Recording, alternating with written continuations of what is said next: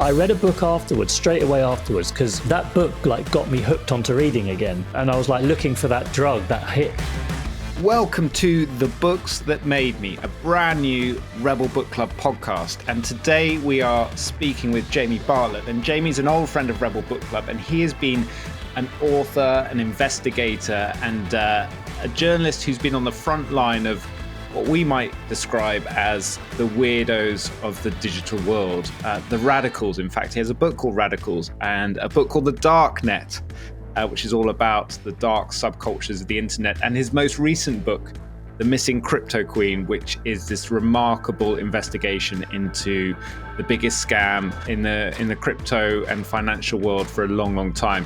Today, we talk to Jamie about everything from his personal journey, the risks he's taken, and the 3 books that have made him as an author and as a human. Enjoy. Hi, Jamie. Hello, how you doing? Really good. And I was just looking up in the notes that we last hosted you, it's been way too long, in April 2017. So just remind our newer audience what happened that night. And what was the book, first of all? I remember it really well, yeah. It was... Was it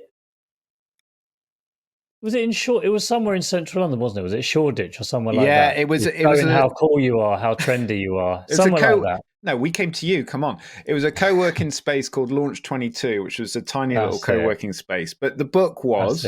The book was The Dark Net. It was all about internet subcultures. I'd spent 18 months or so basically sort of inside strange and bizarre underground internet worlds.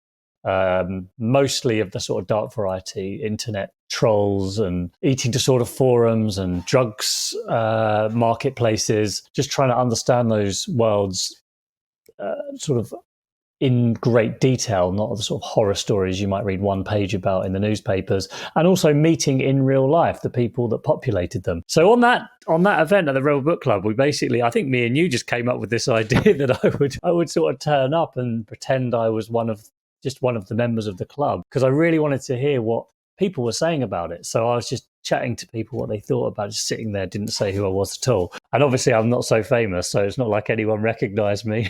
This was the pre-Silicon Valley TV series, yeah. So not everyone knew you. But what was that like, if you can remember it, because it's a few years ago? What was that like as an experience, almost being undercover and hearing people talk? I remember the conversation was a lot about identities, and we've got a community of sort of international members who were talking about, oh well, part of my family's from this part of the world, and I'm shaped by this, and the darknet was helping them uncover that kind of mixed sense of identity, online, offline, and so on. So what was it like for you?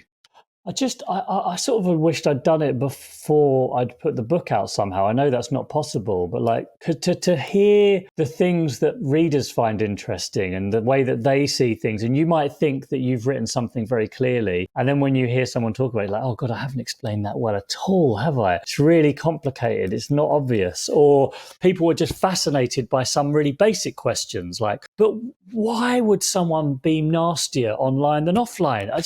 I don't understand why anyone would do that. And I was like, oh, maybe I should have pushed that a bit harder. That's a really basic but really important question that I just kind of, I'm almost like right in the weeds. I'm forgetting what for a reader really matters. So it was so useful. I've never done it before or since, but I found it so interesting just to like capture how people read your work. And it's never quite how you think they're going to read it. Each person brings something different to it. So it was so useful. I've got to try and do it again. And the funny thing is, Jamie, we haven't done it again, and we should, because we're thinking back on it now. And the only comparison I have is when you show someone, you look over the shoulder of someone who's like browsing the website that you've just built without them knowing, or you watching them online do it, and they're just going, and there's a giant button that says join here, and they completely miss it, and they click on the random link at the bottom. You're like, no, you can't control humans. It was basically user testing it, wasn't it? I mean, that's really what I should do, much more of that. I saw user testing, but much more interesting. Yeah, totally. No, I found it so fascinating. Yeah, and obviously when someone was talking about one of the subjects or one of the chapters, I really wanted to no, wait, I didn't mean that. I meant... Anyway, that's The Dark Net. So I really recommend it. It's unlike a lot of nonfiction, it hasn't gone out of date overnight, and really powerful stories. But loved it. Before we dive into the books that have that have shaped your work, Jamie. Tell us about your current release. It's the summer of 2022, and the much anticipated release of your latest book. Yes, so it is coming out actually in June this year. It's called The Missing Cryptoqueen. It is about the story of, if anyone's listened to the podcast, Dr. Ruja Ignatova, a brilliant businesswoman who in 2014 appeared out of nowhere promising she created the next Bitcoin. Huge opportunity for people to get rich. 1 million people invested several $billion into what they thought was the next hyped up cryptocurrency, and they were buzzing about it. They thought they were going to transform their lives. And then in 2017, she just disappeared, and the whole thing was essentially a gigantic Ponzi scheme. And she went on the run, and she's still on the run. And it's one of the biggest Ponzi schemes. I mean, it's certainly the biggest Ponzi scheme since Bernie Madoff. It's the number of people affected, the damage done to people's lives, but also hopefully a salutary tale about the risks of hyped up tech and fear of missing out on like investing in things you don't really understand and what that does to ordinary people. So it was the BBC's one of the BBC's biggest podcasts in 2019, 2020, The Missing Cryptoqueen, and it's a much bigger story than the podcast. I'm going to do a thread about the difference between a podcast and a book. It's totally different in terms of the material, the style, how you tell it. In podcasts, you can ask a big question, leave it totally unanswered, add in a bit of music, and everyone thinks it's brilliant. If you do that in a book, readers like, well, what's the answer then? Tell us. We need all the information. Yeah, close that chapter for us. Yeah, I need closure, exactly. So it's a lot harder to write the book, but the book is done and it's coming out soon. So I'm excited, but I'm a bit nervous because it's probably the first time I've really tried to sort of expose. It's sort of more investigative journalists with really serious people and law firms and criminals. And, you know, the darknet was dangerous in one way because you're dealing with sort of, you know, quite scary subcultures, but this is completely different. This is way, way harder, way more scary. So that's coming out soon. I'm not nervous about it, but I'm excited about it. I'm not the author, but I would definitely be on the excited side of things because I know, well, you know this because you've been at the center of it, but in our community, for example, it was definitely the podcast that was shared the most during that sort of when it was live for those 2 or 3 months. Cool. But smart people. Curious people who love a good story, a good real story. And I think one of the things that made it that podcast so powerful was the real-time nature of it. So you and your brilliant producer, whose name you'll have to remind me of, Georgie Cat. Yeah, so you were doing this sort of real-time investigation and educating everyone about crypto and the Ponzi side of this particular coin. What was it like for you? Sort of, I mean, that book we're about to talk about the older books that have shaped you, but that story must have had a big impact on you.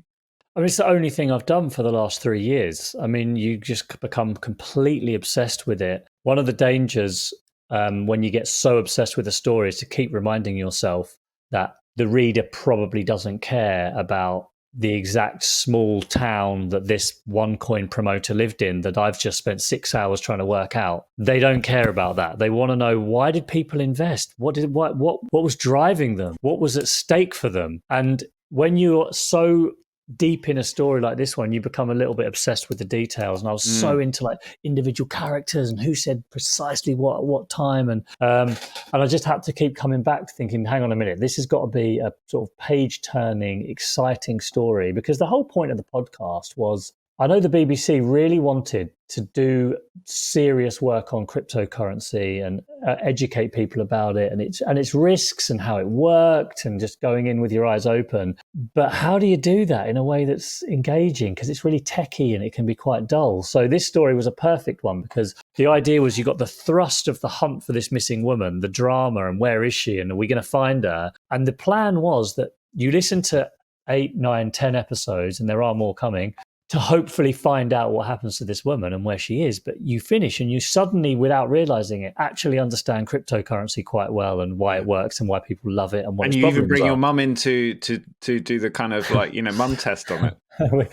It's so weird how many people have mentioned that, because me and Georgia were sitting around one day and we were like, we tried and tried to come up with a way of explaining blockchain technology that wouldn't turn people off. Literally, like, people would switch this off and they wouldn't want to hear anymore. And we're so worried because we realized from a storytelling perspective, you couldn't get to the end of episode 2 unless you understood what blockchain was. So we're like, how are we going to do this? And we were racking our brains. And then I had this idea to basically, phone my mum, explain it to her, and see if she understood it. And it forced me to write it really simply. But I knew before I called my mum, and this wasn't staged, she really was hearing this for the first time.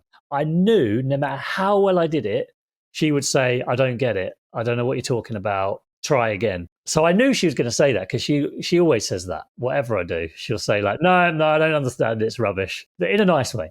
And I thought people listening who didn't understand it wouldn't feel bad. They'd be like, oh, good. I'm not the only idiot here. Jamie's mum also doesn't get it. And it doesn't matter. The point is, I just need to have a vague sense of it. And now we can carry on listening. And it just, I don't know, it's one of those times where you manage to take a really difficult problem, work on it a lot, and it turns into the best bit.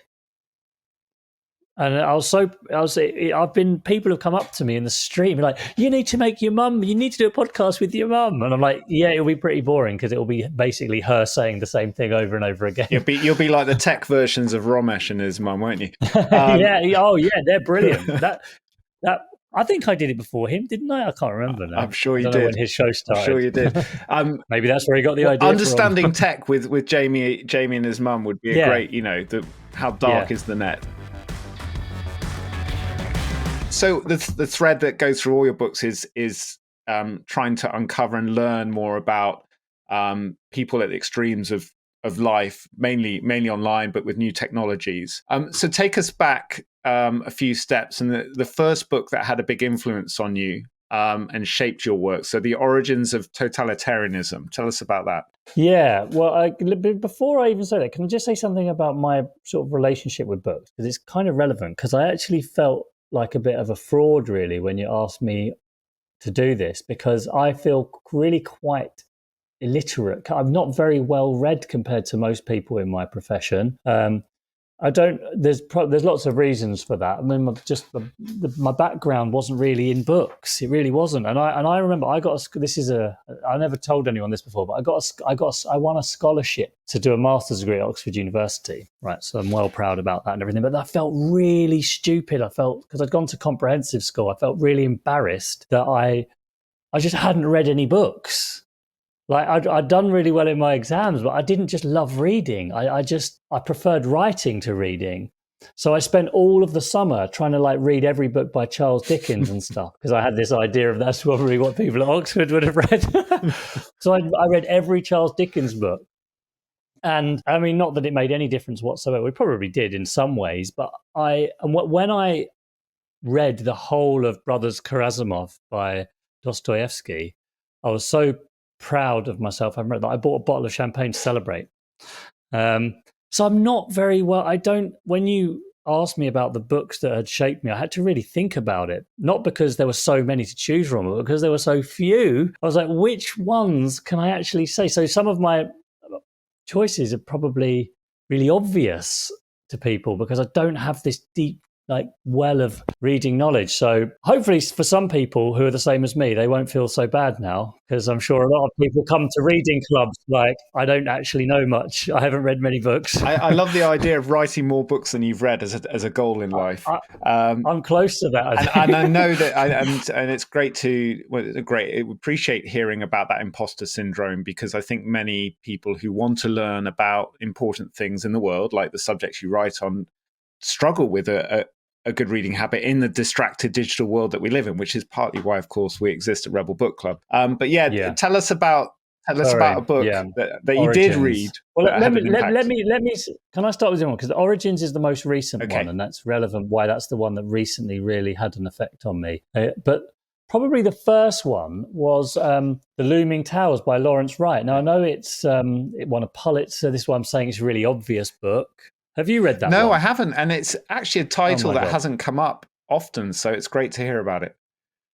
It is. It's the story of 9/11, told, I suppose, from I guess, a classic of the genre. Lots of detailed, long interviews with some of the officials tasked with having stopped it and and then having to respond to it. And I suppose the failure of the FBI and CIA to have sort of spotted this coming, but also the planning of it from the side of the jihadis in Afghanistan.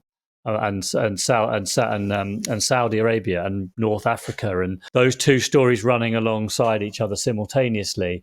And I couldn't. There are two things about that book that I couldn't believe. One was the amount of work, the research, the detail, the interviews, the places Lawrence Wright had gone, the level of fact checking. I couldn't believe how much hard work had gone into writing a book like this. It was just phenomenal. And I didn't feel like I'd read a lot about 9/11, obviously, at the time, and I'd followed it like everybody else. But reading that book, I think it really showed me the value of a book.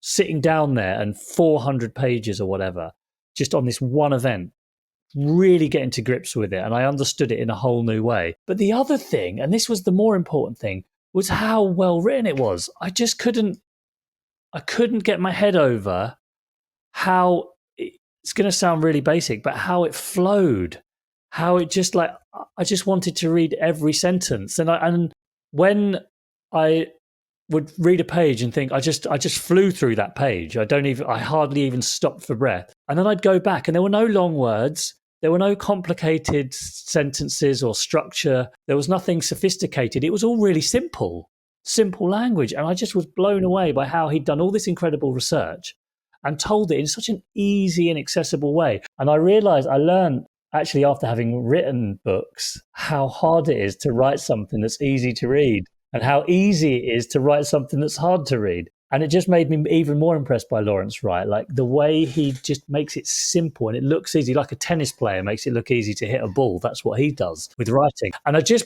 really wanted to be able to write like that, just to write like he'd written. And I read a book straight away afterwards, because that book got me hooked onto reading again. You know what it is? And I was looking for that drug, that hit. Because when you're walking down the street reading your book because you just can't stop. And I read another book that was a brilliantly, highly recommended, award-winning book, and I literally couldn't read it. It was the prose, it was claggy, and I was wading through mud and it wasn't. It was a brilliantly written I can't book. believe you brought up Daniel Pink in the middle of this conversation. I'm not going to say what book it was. I'm projecting. I couldn't read it. Yeah. I had to put it down because I just come from this flow of how that was written, and it just made me realize how good that book really was, and I just wanted to learn how to write like that. So Lawrence Wright is the sort of Johnny Ive of non-fiction writing. That's a great recommendation. He is. I mean, and his other stuff on Scientology, I don't think was probably quite as good, but it's still amazing. And I mean, everything he writes is amazing. And I'm probably mostly impressed by his technique more than the content. I love this. Well, I don't think we've had a recommendation yet on this podcast, which was basically research and format was what I got out of this book. But on the content of the book itself, because it does overlap massively with your work and interest, was there an insight, or was there something you took from this? Was it if you research this level and with this many resources and this depth, you do get closer to the truth, or was it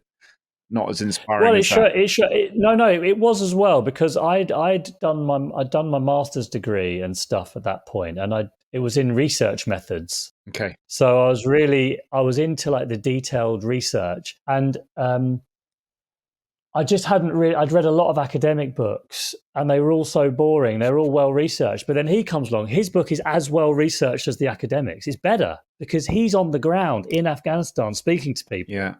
Yeah.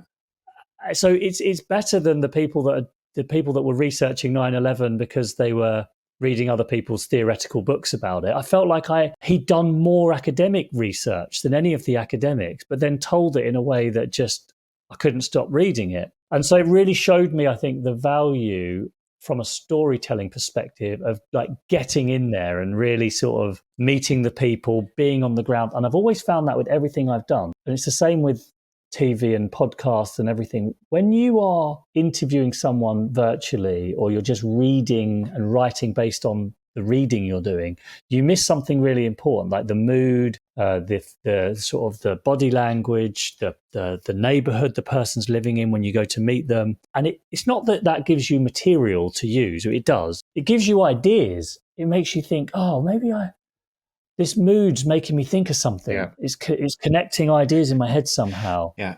And it's like, it just helps you to enlarge the sort of story somehow that you're telling. So that was also the other lesson I took. It also makes me think about, like, it brings in that first brain, human, the gut instinct side of life. And we read, it's making me think of a book we read called In Extremis, which was written by the brilliant journalist Lindsay Hilsum, about the life of Marie Colvin, who was tragically killed in Syria. And because we've seen Lindsay Hilsum a lot in recent months, broadcasting from Ukraine, but she's on the ground. She's been a peer and a colleague of Marie, observed it. She's got her diaries, and that dual kind of observation and being physically in there with her and in the war zones just makes it for a thrilling and frightening read. So I think you're absolutely right on all of these things. You have a certain credibility as well. I think once you've been somewhere and you've seen it, you have a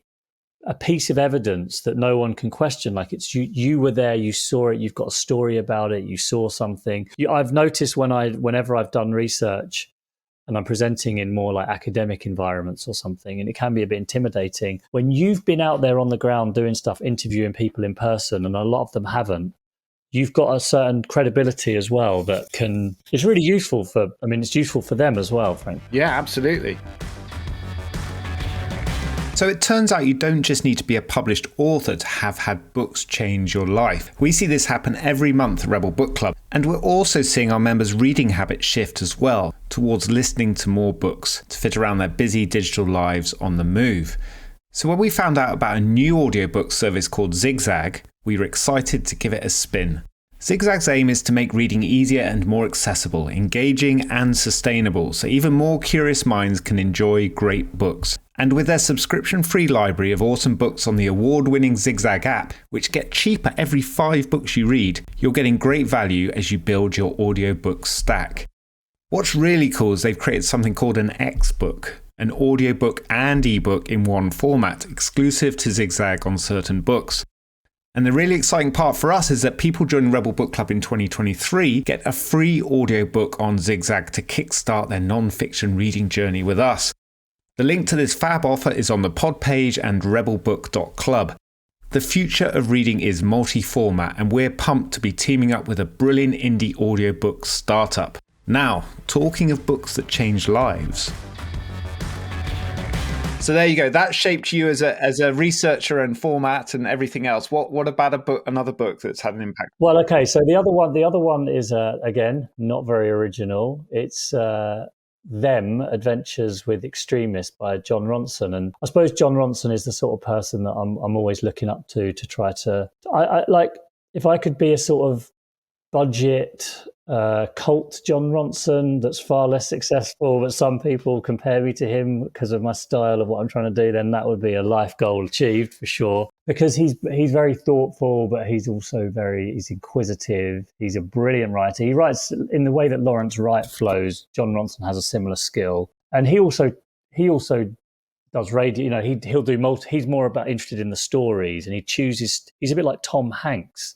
Like, he's never chosen a bad story, John Ronson. He seems to always, it's like he spends most of his time finding the stories and identifying them. And then once he's got them, he knows he can do a brilliant job. Yeah. So he's very careful with what he chooses. But his Adventures with Extremists, this is where he spent months basically kind of partly undercover, partly not really undercover, with society's weirdos, I suppose, is how you could call it. Alex Jones, the sort of shock jock from the US, was one example. He spent time with, it wasn't Anjem Chowdhury. I think it might have been Anjem Chowdhury.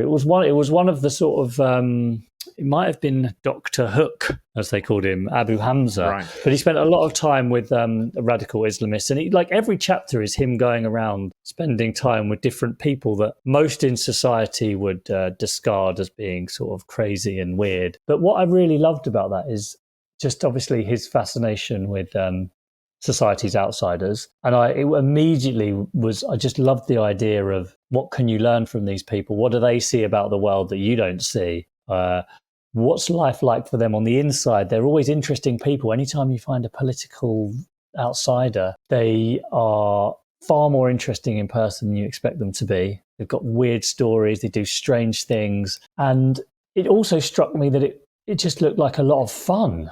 I mean, it looked like he was having a good time. He was learning things. He was meeting people. He was going places and then writing about it in a really sort of understanding way. He wasn't just dismissing these people. And that really just inspired the book that I wrote, Radicals, where I just spent basically 2 years with radical political movement. And I spent sort of months with Tommy Robinson. Yeah. I spent ages with proto Extinction Rebellion groups. So some of the people that ended up creating Extinction Rebellion, I spent time with transhumanists and trying to go undercover and take serious lessons from those people. And the comedian in Italy, what was his name? Beppe Grillo. Yeah, Beppe Grillo. Met Beppe Grillo and spent a load of time going to 5-star movement meetings. What happened to that movement? For a moment, it looked like it was going to take over. Well, they did, but I think they're still doing quite well, but they're not. I mean, it's Lega Nord is now in power, isn't it, in Italy? But I think they had this amazing burst. But as ever, this is often the problem with internet-based movements. They can create a huge surge of excitement and interest, but then the actual task of governing is a lot harder, and they sort of drift away. The sort of very simple comparison I always think about with this is starting a business and running a business, like turning an idea into a first version and building momentum. It's not easy, but it's the real fun. But it's a completely different role being a CEO and managing a team and people. Doing that at scale with politics sounds really tough. So John Ronson basically almost like inspired and got you excited about exploring this world of humans on the edge. 100%. So you could imagine that Lawrence Wright was all about amazing detailed research, going places, but there's the importance of the style of writing to get that across. Amazingly detailed research isn't at odds with good storytelling, which is what I'd basically come to conclude at university. No insult intended to any of my former professors or anything. But then John Ronson was the one that gave me the sort of, I guess, the topic for that technique, which is Society's Outsiders. Now, my thing was, well, John Ronson's doing it offline. I'll do it online. I'll be the one that tries to do the John Ronson approach, but to internet subcultures rather than real world subcultures. So them two were the sort of two that got me, I guess they were the two that got me to writing the darknet, if you like, and sort of the two I tried to get, God, if that book could have been as popular as combined John Ronson and Lawrence Wright, then well, it set you on your way, and we loved it at Rebel Book Club. What I love about this, Jamie, is the way you've explained the influence of those two books on you. It's a bit like bands or artists saying, here are my musical influences, and they have, like, whether it's consciously or not, they have really shaped what you've ended up writing. And Radicals, I remember reading Radicals, and you obviously did take on a lot of that kind of John Ronson approach to it, because it's one of those books where you can just go, oh, I'm really curious about that one, and skip to number 6. And it doesn't matter which order you read them in, which I think for a lot of nonfiction readers is really helpful. Yeah, I think, you know what, like that's what I wanted it to be like that. And but I learned a lesson there. Like, it wasn't commercially very successful, that book, but to me it was the best one I wrote, and I enjoyed it the most. I felt like it was the best thing I'd done. But I think it might have lacked some coherence for that. It wasn't just a simple single message. I was trying to maybe do too much. I was going to all these different places, and someone said, why didn't you just take one of those chapters, like the one about Tommy Robinson? You spent 6 months with Tommy Robinson. Why not just make it a book about Tommy Robinson? I like the sort of Tom Bauer approach to writing. Yeah, and that probably would have been better, because everyone would have known, like, oh yeah, I'm going to read about him. Whereas I was jumping from subjects, because the whole point of the book was this argument that politics and society in 2016, when I started writing it, is about to change radically. It was before Brexit when I started. I probably started in 2015. Everything's going to change. Political norms are going to change. Society, as we understand it, is going to be blown apart by the internet, by lots of other underlying tensions, like the the tectonic plates underneath. Everything looks good on the surface politically, but there's these tectonic plates underneath: demography, internet culture, inequality, climate change, and it's going to shift all of that that's on the top.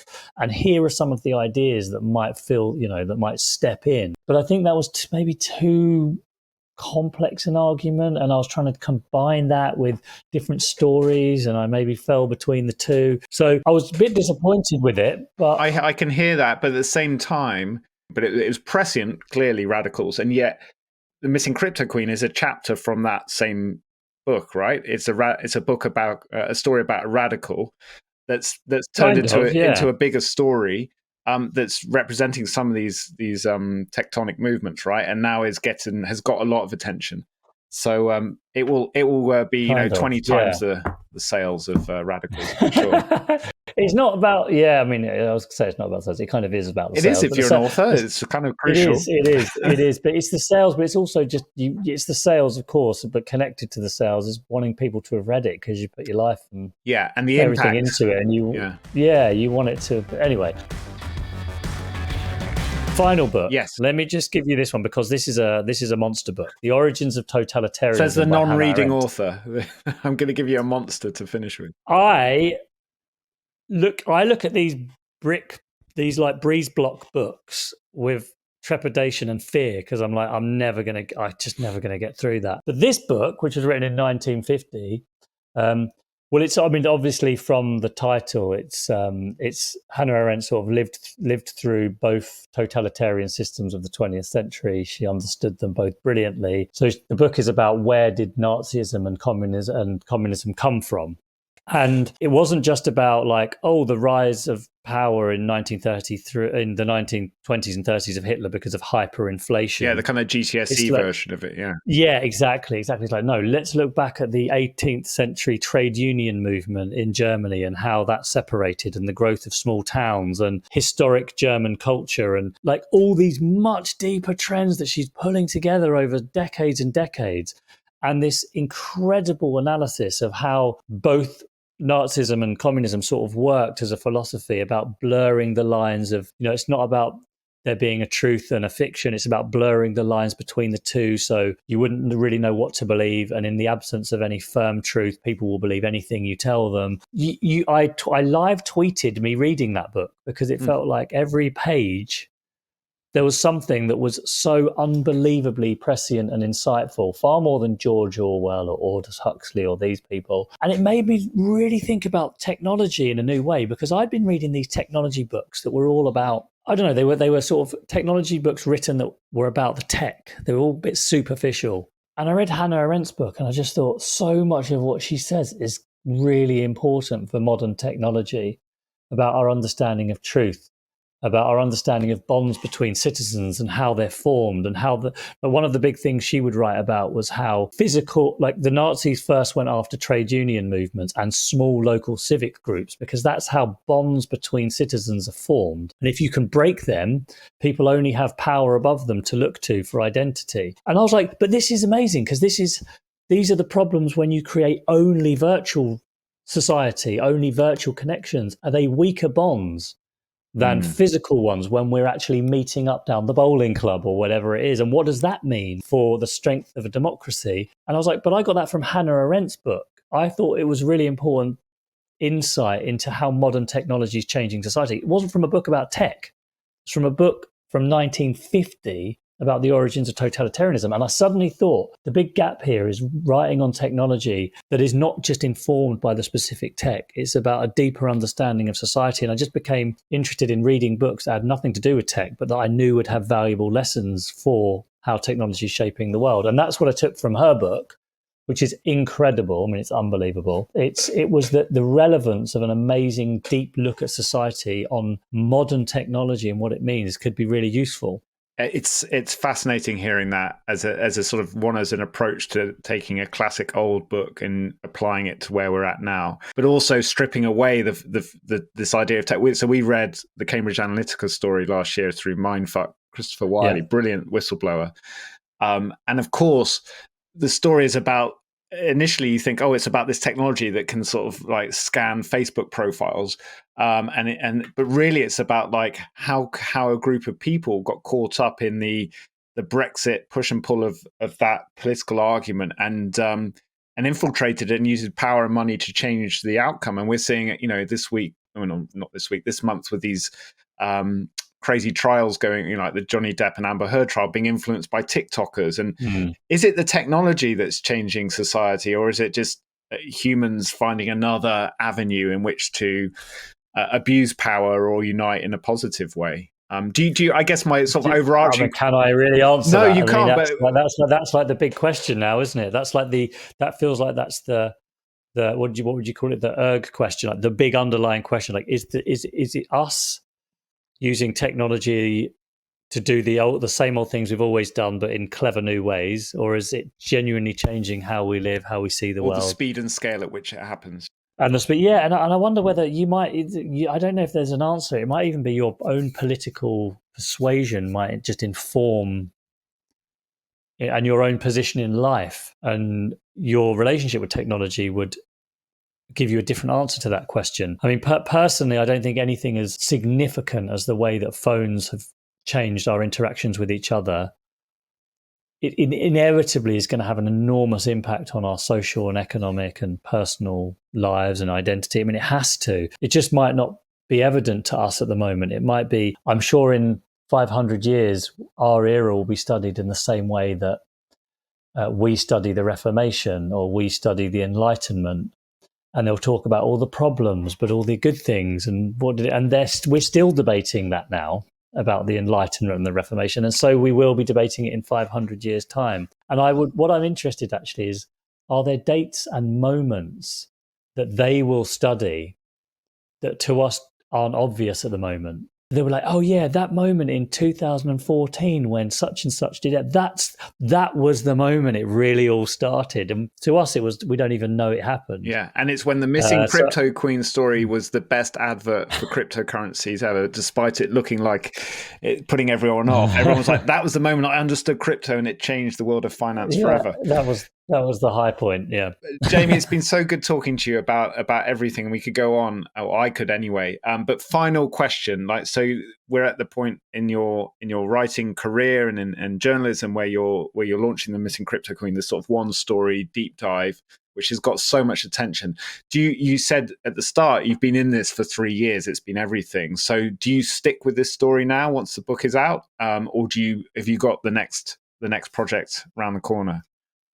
I am working on something else as well. You sort of have to, because like you say, you've got to earn money as well, and you've got to come up with new projects and things, and it's quite difficult. But the thing about the Missing Cryptoqueen, I feel like, sorry if it sounds like a cliche again, but so many people became invested in the story, not financially. I mean, they just wanted to know what happened, and there was so much interest in it. I feel like it's a great honor, really, to be able to be the person that keeps talking about it and keeps trying to. So it might be boring for me, not boring, but I'm so familiar with it. But there's a lot of people that still want to hear some new bits of the story, still want to know what happened. And the fact there's an audience out there that wants that, I'm honoured to be able to carry on doing it. So I will stick with that story until I think I really I just can't.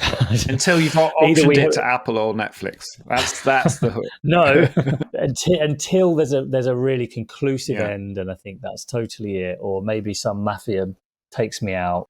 Well, there's a whole nother thing there about risk and what it's been like to go through it all. But we'll leave that for when you appear on the next Real Crime That's podcast. Right. Jamie Bartlett and the Missing Cryptoqueen and the books that have made you. Thank you so much. Thanks so much, Ben. Thanks for having me.